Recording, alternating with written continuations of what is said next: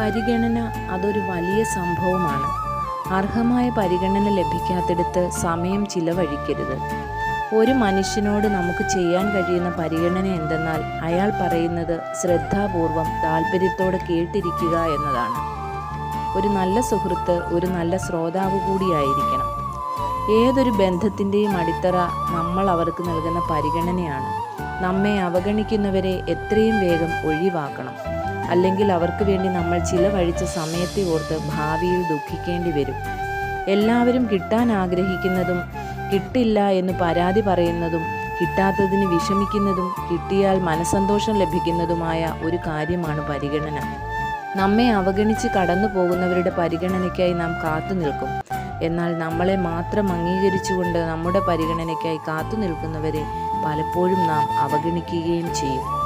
അവഗണന കാണിക്കുന്നവർക്ക് മുന്നിൽ പരിഗണനയ്ക്കായി കാത്തു നിൽക്കരുത്.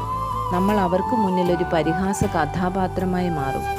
ജീവിതത്തിൽ എന്തൊക്കെ നേട്ടങ്ങൾ കൈവരിച്ചാലും നാം സ്നേഹിക്കുന്നവരിൽ നിന്നും അർഹമായ പരിഗണന നമുക്ക് ലഭിക്കുന്നില്ലെങ്കിൽ പിന്നെ ജീവിതം വ്യർത്ഥമാണ്. സ്നേഹം നൽകാനും മറ്റുള്ളവരെ പരിഗണിക്കാനും ജീവിതത്തിൽ തിരക്കൊഴിഞ്ഞ സമയത്തിനായി കാത്തിരിക്കരുത്. ചിട്ടയായ ജീവിത ക്രമീകരണത്തിലൂടെ സമയമില്ലെന്നുള്ള പരിഭവം ഒഴിവാക്കാൻ കഴിയും.